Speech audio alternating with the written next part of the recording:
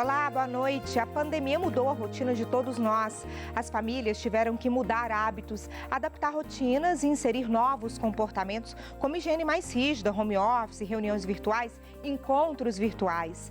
Nesse processo todo, um grupo pode arcar mais com as consequências do período, as mulheres.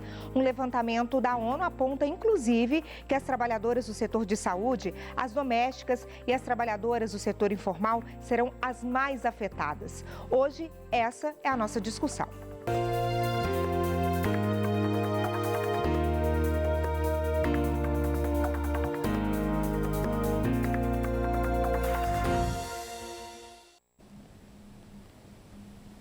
Eu vou conversar agora, então, com a Joana Búrigo, que é especialista de gênero e fundadora da Casa da Mãe Joana. Boa noite para você, Joana, tudo bem?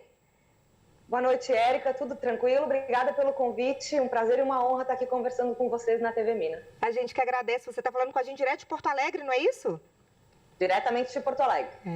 Essa possibilidade online, virtual, é boa porque a gente consegue, né, conversar com fontes como você. É importante dessa discussão que a gente vai ter aqui hoje, né? Eu queria já começar falando um pouco sobre essa questão da mulher ser o grupo, talvez, um dos grupos mais afetados aí nessa pandemia. Explique pra gente por quê, qual que é esse contexto, Joana? Bom, existe uma série de fatores que precedem a pandemia que colocam as mulheres nessa posição de vulnerabilidade, né? Então, a primeira coisa que a gente precisa entender é que não é o vírus que está tornando as mulheres mais vulneráveis por causa da pandemia, mas sim as estruturas sociais que já estavam presentes antes da eclosão da pandemia propriamente dita. A gente sabe que universalmente, né, em quase todos os países do mundo, e claro, vão ter diferenças entre um país e outro, mas essa análise pode ser feita de forma universal. O trabalho doméstico e o trabalho de cuidado recai mais sobre as mulheres. O que eu quero dizer com isso? A limpeza da casa, o cuidado com as compras e o cuidado, o cuidado com as compras não, fazer as compras, pensar nas compras, gerenciar todas as questões de se certificar de que uma casa está operando, né? E também cuidado com pessoas, cuidado com crianças, cuidado com os mais velhos, cuidado com os enfermos.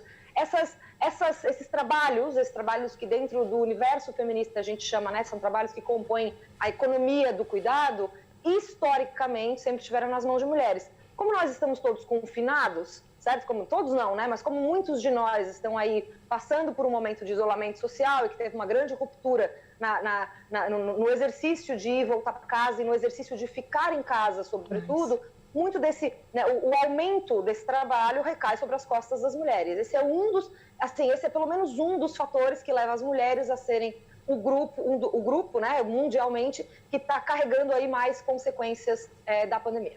E até porque, né, Joana, você falou dessa questão dos cuidados aí da mulher, das questões, das tantas tarefas que ela desempenha numa casa. Vou trazer um dado aqui para compartilhar, para a gente conversar sobre isso. 45% dos lares brasileiros, inclusive, são chefiados por elas, pelas mulheres, né? Sim, eu acho muito engraçado, porque quando a gente fala na família tradicional brasileira, a gente tem uma imagem específica dessa família, que é o pai, a mãe, as crianças, e todo mundo é branco e todo mundo é hétero, né? Mas a família tradicional brasileira, em números, é uma família chefiada por uma mãe negra solo, certo? O maior número de famílias brasileiras é essa família, né? Então, a gente tem que pensar aí a respeito de quem é a verdadeira família tradicional brasileira. Brasileira, é verdade. Com tantas modalidades de família que a gente tem hoje, né, Joana? Não é mesmo? E você citou essa questão da mulher negra, fazendo mais um recorte dentro desse recorte das consequências da pandemia para a mulher negra, essas consequências são ainda mais pesadas? Por quê, Joana? Nós sabemos que o Brasil é um país, primeiramente, de maioria não branca, certo? A maioria das pessoas que habitam o Brasil não são brancas.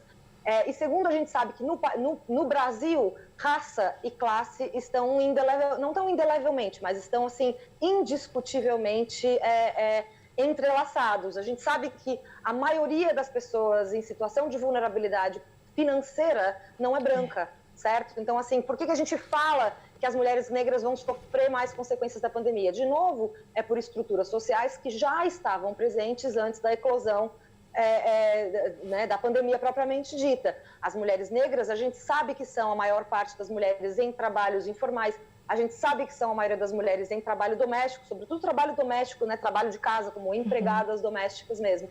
e são trabalhos que são serviços, né, que muita gente chama de serviços essenciais, e eu gosto de pensar como trabalhadores sacrificiais durante essa pandemia, né? Porque tem pessoas realmente que estão precisando sair para trabalhar porque não dispõem de uma estrutura, né, nem familiar e muito menos estatal, para poderem, num momento como esse, se preocuparem apenas de cuidar da sua saúde e da saúde dos seus. A gente sabe que muitos desses corpos que habitam, por exemplo, as linhas de frente da enfermagem, do trabalho doméstico, Sim. da limpeza, certo? Desse tipo de serviço, eles são ocupados por corpos de mulheres negras. Então, não é de se surpreender que elas sejam mais afetadas, mas nós devemos ficar bastante chocados, né? Que por causa de gênero e por causa de raça, alguns sujeitos estão mais suscetíveis aí a uma vida de marginalização e vulnerabilidade. Uma vida de marginalização e vulnerabilidade, que é muito importante a gente relembrar isso, que não começou agora, na verdade, ela só está sendo mais acentuada neste momento, né, Joana? É bom a gente sempre reforçar isso. E aí, eu queria que você falasse com a gente um pouquinho sobre o adoecimento mental dessas mulheres, essa sobrecarga em que elas vivem nesse contexto todo que você está dizendo para a gente. Como que a gente fala dessa saúde mental da mulher? Olha, não me surpreende que algumas mulheres cheguem no limite num momento como esse, né? A gente, historicamente, já realiza mais trabalhos do que os homens. As mulheres no Brasil, por exemplo, isso é estatístico, né? As mulheres fazem o dobro de tarefas domésticas que os homens.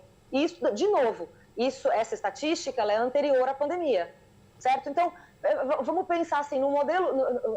Se a gente pensa num modelo de família tradicional, esse que o papai trabalha e a mamãe fica em casa, primeiro a gente está pensando numa falácia, porque essa família raramente existe. Se ela existe, ela tem dinheiro suficiente, né, para a gente nem estar se preocupando com esse tipo de questão. Verdade. Mas a gente sabe que a maioria das mulheres, além de trabalhar fora de casa, além de ter que se preocupar com suas contas, além de ter que se preocupar com as preocupações da vida adulta, que todo mundo tem que se preocupar, a gente ainda carrega muito mais trabalho emocional, né? E trabalho mesmo, trabalho braçal, de novo, porque lavar louça não é um trabalho emocional, é um trabalho que tem que ser feito, certo? É um trabalho manual que tem que ser feito.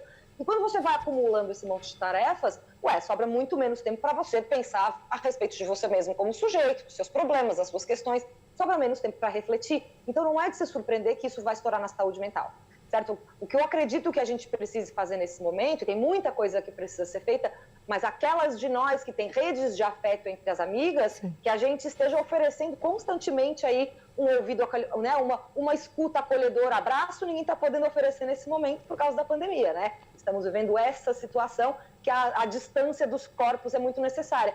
Mas a proximidade do nosso coração, a proximidade da nossa escuta, essa pode estar presente. Eu gostaria de incentivar todo mundo, não apenas mulheres, mas todo mundo que pense nas mulheres, né, que estão fazendo aí um monte de trabalho a mais. Sim. E que a gente possa, pelo menos, que é um mínimo, isso aí, né? Eu tô assim, o que eu estou sugerindo aqui não tem nem a ver com luta por direitos nem nada, assim, bom senso e humanidade, oferecer para essas mulheres pelo menos um pouco de escuta, porque imagina, né, você ter que ficar em casa, confinada, que já é uma coisa difícil, com um filho pequeno, tendo que trabalhar, ainda tendo que fazer todo o trabalho doméstico, todo mundo tem um limite. Eu acho que num momento como esse é importante a gente entender o quanto essa sobrecarga histórica das mulheres pode estar aí explodindo e fazendo com que algumas de nós estejam literalmente perdendo a cabeça. É, verdade.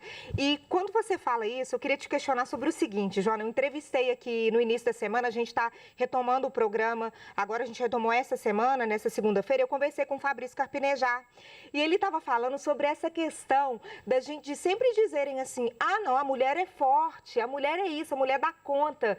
E ele chamou atenção sobre quando a gente diz isso, a gente coloca a mulher nesse lugar de ser sempre forte e ela não pode admitir a vulnerabilidade dela, as fragilidades dela. Eu queria saber a sua opinião sobre isso.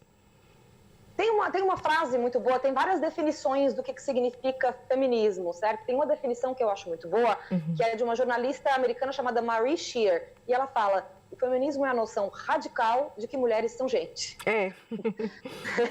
Né? Então, como pessoas, é isso. Eu acho que é muito importante que nós saibamos da nossa força, que as mulheres saibam que temos força, resiliência, competência, né? Porque a gente como mulheres, as histórias que contam sobre a gente, né, para a gente, elas tendem a nos reduzir muito, né? Você é a puta ou é a santa, certo?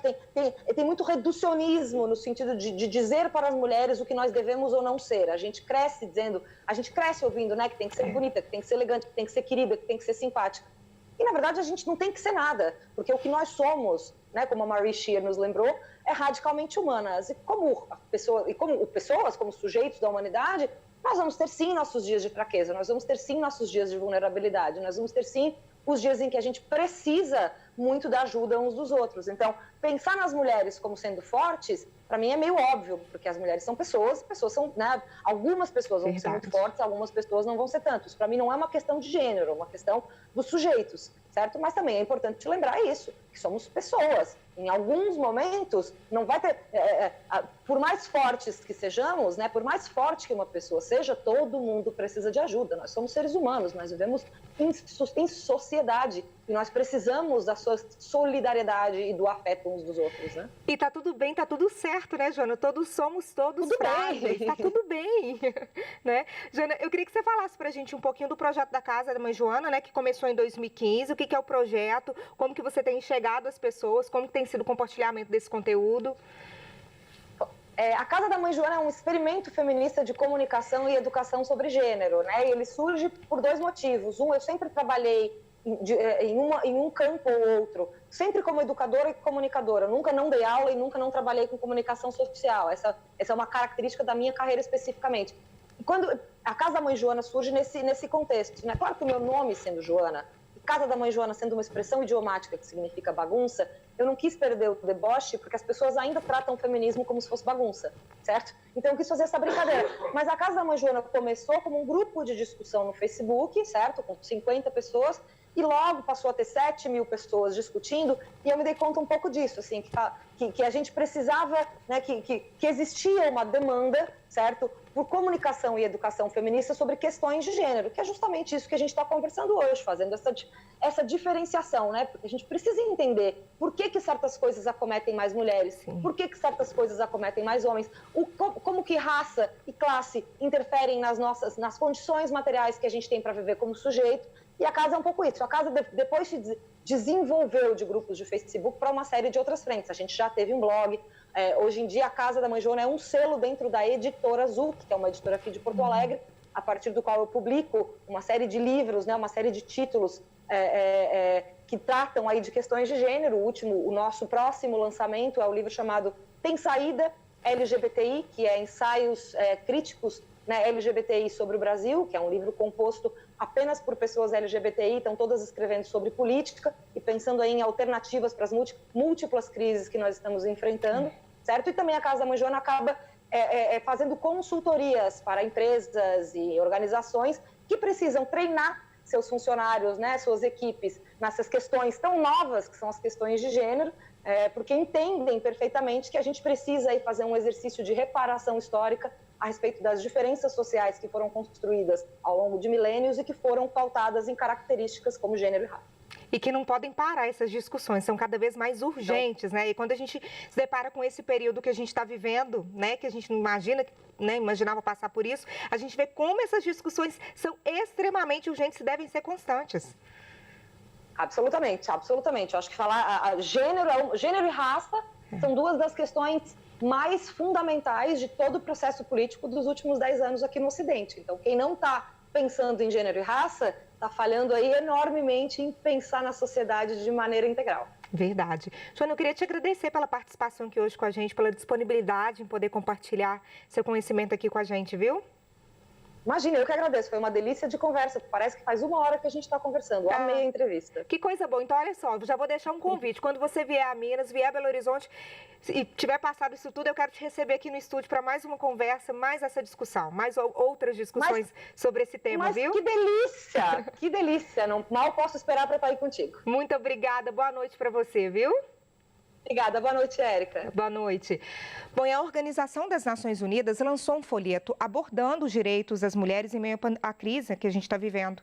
Na cartilha, pautas como a garantia do acesso a serviços, cuidados de saúde sexual e reprodutiva, trabalho não remunerado, violência doméstica, entre outros assuntos. O objetivo é alertar as autoridades sobre o impacto da pandemia na vida das mulheres, que a gente discutiu no programa de hoje, né? Você pode ter acesso à cartilha no site onumulheres.org.br. Obrigada pela companhia. Amanhã eu te espero às 8h15. Boa noite para você.